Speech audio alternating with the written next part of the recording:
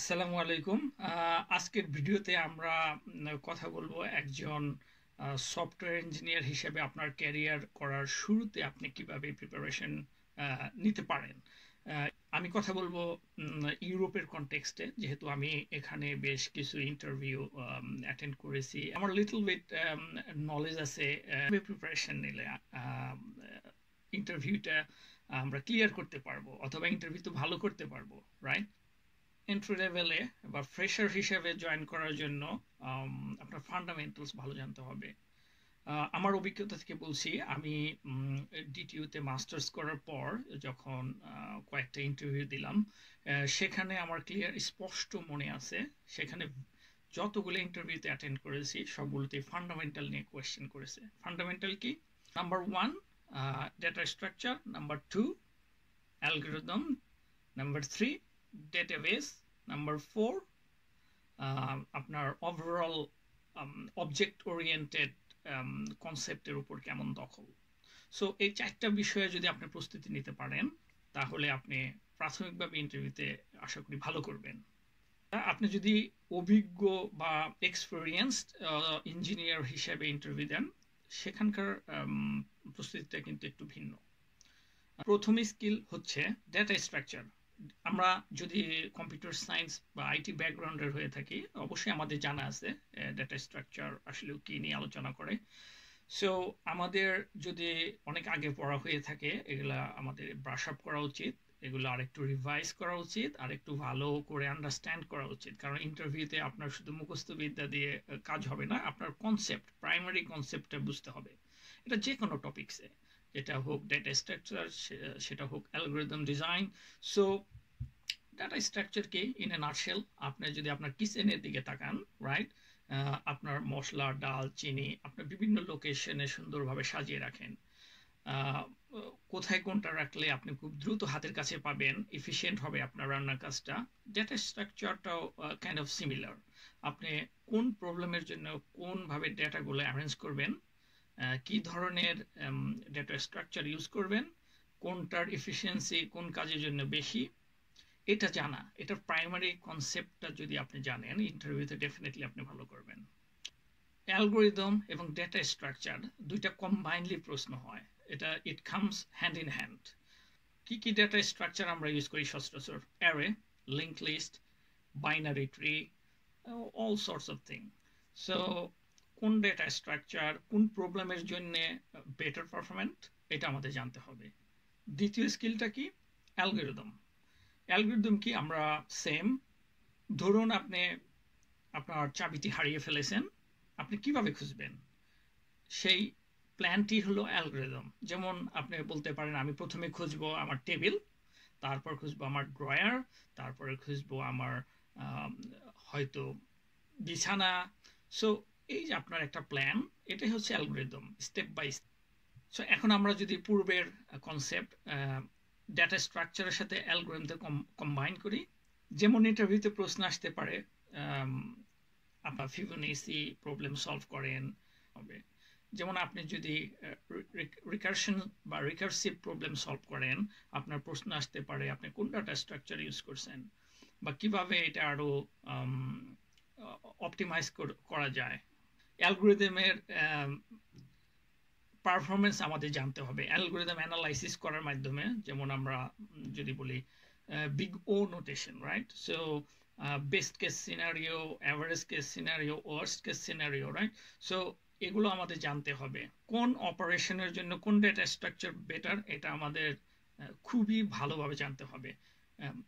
Link list কোনটার জন্য better, তারপর অ্যারে কোনটার জন্য বেটার, এগুলো আমাদের প্রাইমারি জ্ঞান, এগুলো আমাদের ফান্ডামেন্টাল জানতেই হবে, ভালোভাবে জানতে হবে ইন্টারভিউতে ভালো করতে হলে।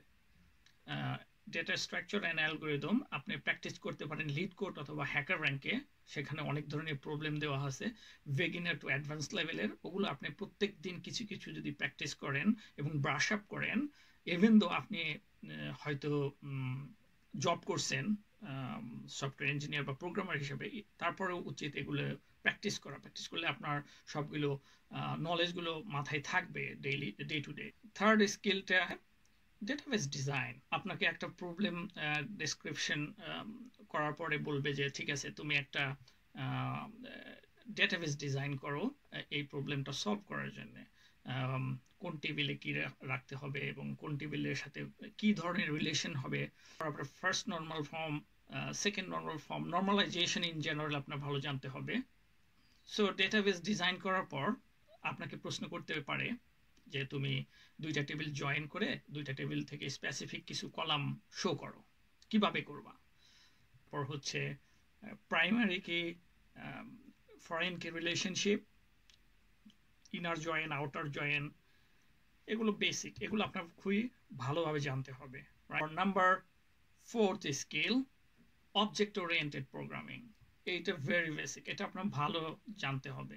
আপনাকে আমার স্পষ্ট মনে আছে যখন আমার প্রথম ইন্টারভিউ হয় আমাকে সুডো কোড লিখতে দিয়েছিল একটা প্রবলেম ডেসক্রিপশন করার পরে, একটা প্রবলেম আপনার পেপারে প্রিন্ট করে আমাকে দেওয়া হলো, দেওয়ার পর আমরা এটা ভালো করে পড়লাম, পড়ার পরে আমাকে বলা হলো যে তুমি ঠিক আছে, তুমি কোনো স্পেসিফিক কোড করতে হবে না কোনো ল্যাঙ্গুয়েজে, তুমি হোয়াইট বোর্ডে ক্লাসগুলো সুডো কোডের মাধ্যমে লেখো এবং কোনটার সাথে কি রিলেশন, যেমন ইনহেরিটেন্স, অল দোজ থিংস আমাকে ডেমনস্ট্রেট করতে হয়েছিল। সো আপনার যদি অবজেক্ট ওরিয়েন্টেড প্রোগ্রামিংয়ে ভালো ধারণা থাকে, স্বচ্ছ ধারণা থাকে, আপনি ইন্টারভিউতে ভালো করবেন আশা করি ইনশাল্লাহ।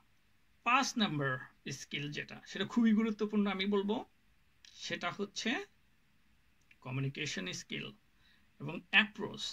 আপনি কিভাবে প্রবলেমটা অ্যাপ্রোচ করেন।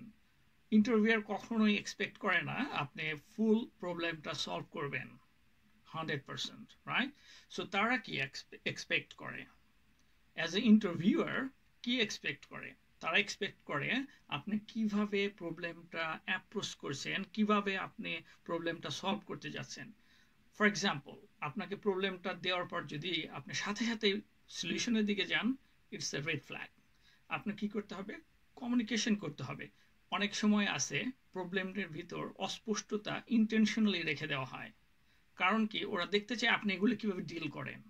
অ্যাজ এ ক্যান্ডিডেট আপনার কাজ হলো ওই অস্পষ্টতা নিয়ে প্রশ্ন করা, ক্লারিফিকেশন নেওয়া এবং অ্যাগ্রিমেন্ট, ইন্টারভিউয়ারের সাথে অ্যাগ্রিমেন্টে যাওয়া যে ওকে আমার আন্ডারস্ট্যান্ডিং হচ্ছে এই, এটা কি ঠিক আছে নাকি। তারপর কোনো সিনারিও আপনি নিজে নিজে অ্যাজাম্পশন করতে যাবেন না, ক্লারিফাই করেন, প্রশ্ন করেন। আপনার এইটা একটা ভেরি বেসিক স্কিলস। এই যে আপনি প্রশ্ন করবেন, আপনার অস্পষ্টতা বা ক্লারিফিকেশনগুলো নেবেন, এই স্কিলটাও খুবই ইম্পর্টেন্ট। ওরা দেখতে চায় আপনি কি নিজে নিজে অ্যাজাম্পশন করেন না আপনি কমিউনিকেট করেন। আপনি যখন রিয়েল লাইফে কোনো প্রবলেম সলভ করবেন, আপনি যদি কমিউনিকেট না করতে জানেন তাহলে আপনি টিমে খাপ খাবেন না, এটা একটা রেড ফ্ল্যাগ। 4টি স্কিলের সাথে আপনি কমিউনিকেশন স্কিল, স্কোপগুলো আপনি অ্যাগ্রিমেন্টে আসবে ইন্টারভিউয়ারের সাথে যদি কোনো অস্পষ্টতা থাকে, যেমন এস কেস সিনারিও যদি থাকে ওগুলোও আপনি ডিসকাস করবেন যে আমি এইভাবে প্রবলেমটা আন্ডারস্ট্যান্ড করছি, তুমি কি অ্যাগ্রি করো নাকি, আমরা কি সেম পেজে নাকি। হাই লেভেলে কিছু স্কিলের কথা বললাম, আমরা ডিটেলস কথা বলি নাই ইন্টেনশনালি ভিডিওটা শর্ট রাখার জন্য। আপনি যদি স্পেশালি আরও ডিপে যেতে চান কমেন্ট সেকশনে জানান, আমি ওই টপিক্সের ডিটেলস ইনশাল্লাহ ভিডিও করব। আমার অভিজ্ঞতা থেকে আমি বললাম, ইউরোপে আমি ছোট বড় মাঝারি 3 সাইজের অর্গানাইজেশনে জব করার সুযোগ পেয়েছি আলহামদুলিল্লাহ। আমি এক্স্যাক্টলি জানি তারা এই সব বিষয়ে খুবই গুরুত্ব দেয়। আপনি যখন একজন নিউলি গ্র্যাজুয়েটেড অথবা আপনি এন্ট্রি লেভেলের কোনো জবে ইন্টারভিউ দিবেন, আর যদি আপনি এক্সপিরিয়েন্সড হন বা সিনিয়র সফটওয়্যার ইঞ্জিনিয়ার হন বা সিনিয়র প্রোগ্রামার হন বা সিনিয়র ডেভেলপার হন, তাহলে আপনার প্রিপারেশনটা কিন্তু একটু ভিন্ন হবে। সো আমরা ইন জেনারেল 5টা স্কিলের কথা বলেছি। Number 1 data structure, number 2 algorithm design, number 3 database design এবং নাম্বার 4 অবজেক্ট ওরিয়েন্টেড কনসেপ্ট বা অবজেক্ট ওরিয়েন্টেড প্রোগ্রামিং। নাম্বার 5 যেটা হচ্ছে আপনার সফট স্কিল, কমিউনিকেশন স্কিল। আপনি যদি কোনো প্রবলেম না বুঝেন বা কোনো হেল্পও লাগে, ইন এনি কেস আপনার কমিউনিকেট করতে হবে ইন্টারভিউয়ারের সাথে। এবং কোনো প্রবলেমে যদি বুঝতে কষ্ট হয় বা অস্পষ্টতা থাকে, আপনার প্রশ্ন করতে হবে এবং ক্লারিফিকেশন নিতে হবে। মনে রাখবেন, প্রবলেমের ভিতর অস্পষ্টতা ইন্টেনশনালি রেখে দেওয়া হয় আপনার কমিউনিকেশন স্কিলটা জাজ করার জন্য বা দেখার জন্য। আজকে এতটুকুই। ভালো থাকবেন। আসসালামু আলাইকুম।